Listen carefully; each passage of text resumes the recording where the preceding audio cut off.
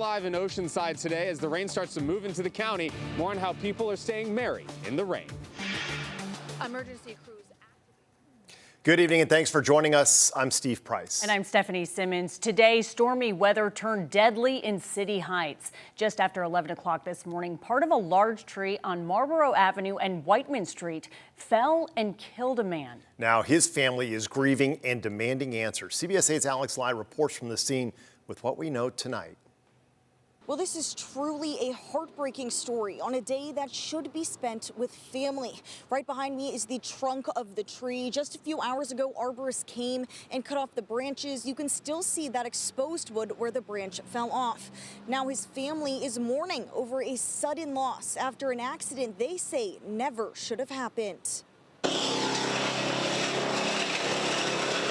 On what should have been a joyous day, strong wind and rain turned deadly at Marlboro Avenue in Whiteman Street. San Diego Fire and Rescue says a man was standing just outside his home on this corner when a large tree branch suddenly split off and fell on him. The first tree branch fell, it struck him, knocking him unconscious. Our crews arrived, found him. He had gone into cardiac arrest. The battalion chief getting emotional, recalling what happened. So they did everything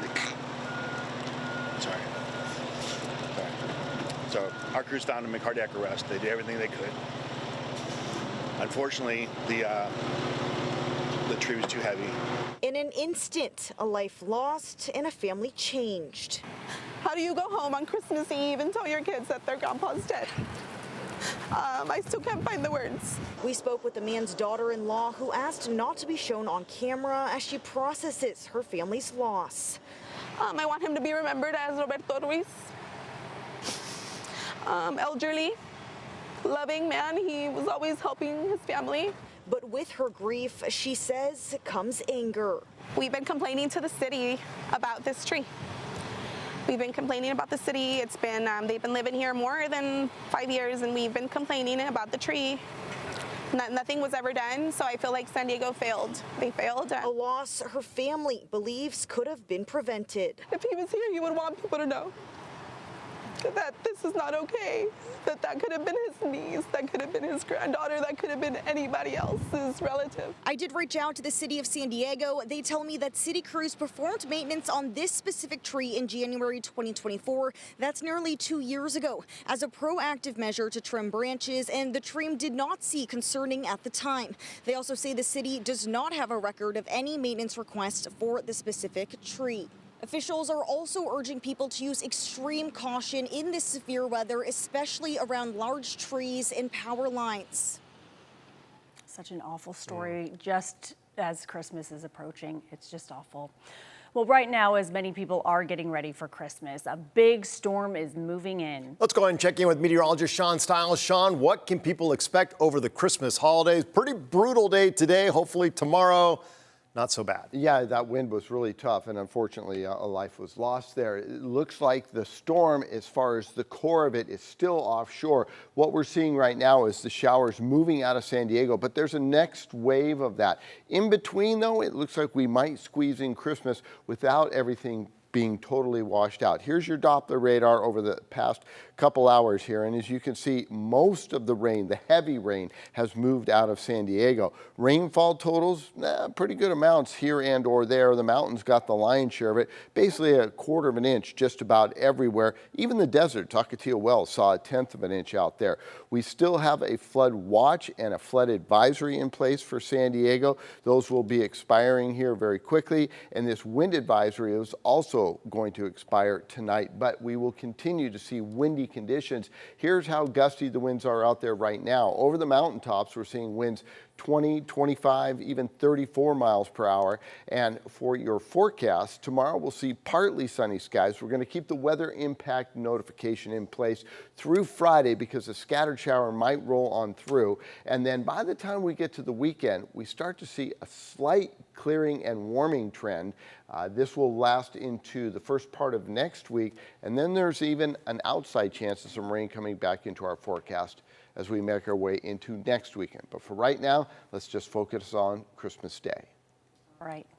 All right, Sean, thank you. Strong wind and rain has impacted hundreds of flights at San Diego International Airport. According to FlightAware, around 250 flights have been delayed and 7 canceled. More than 100 of those delays have been with Southwest Airlines. CBS 8 went to the airport a couple of hours ago. We didn't see too many long lines out there. However, many of the delays will be impacting flights throughout the night. If you're flying today, make sure you check your flight status before you head to the airport. And not the only problem here. The early rain has already created some slick conditions on the roads here in Southern California, and a number of crashes have already been reported. That includes a scary one in La Mesa involving an Amazon truck. Our Chris Groh in Mira Mesa with a closer look at our freeways.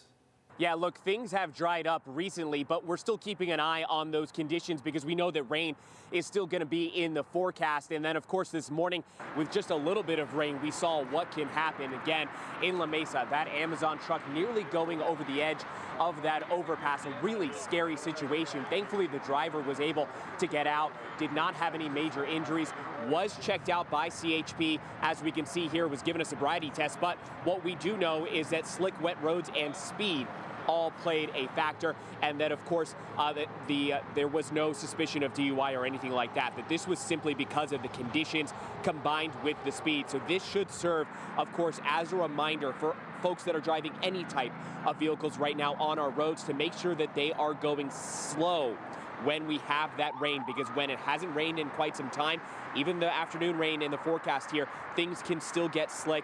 If you feel like you're hydroplaning, don't hit the brakes, let off the gas, and try to keep things straight until you begin to even out. We know that it can be scary for a lot of folks. We know it's probably scary for this driver, as CHP describes this scenario that he found himself in. The tractor was hanging over the edge by approximately 8 to 10 feet.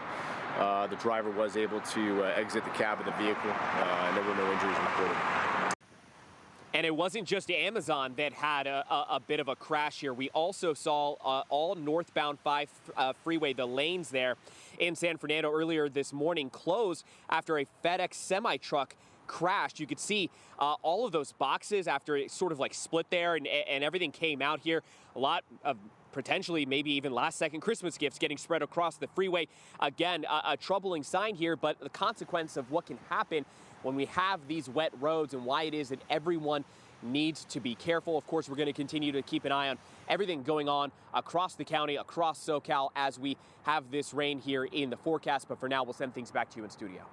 Yeah, I hydroplaned a little coming into work today. There are pockets It's hard out not there. to. Yeah, it's hard not to. tough conditions. And Slow you down. shouldn't overcorrect in those situations. Definitely not. It's important to note. All right, the rain is already falling across the North County. Showers there expected to continue through the night. That system will then spread across the rest of the county. CBS 8's Steffi Roche is live with more on what's happening in that area. Steffi, okay, so when we last saw you, it was not raining. Hard to see your picture a little bit. Okay, still no rain where you are.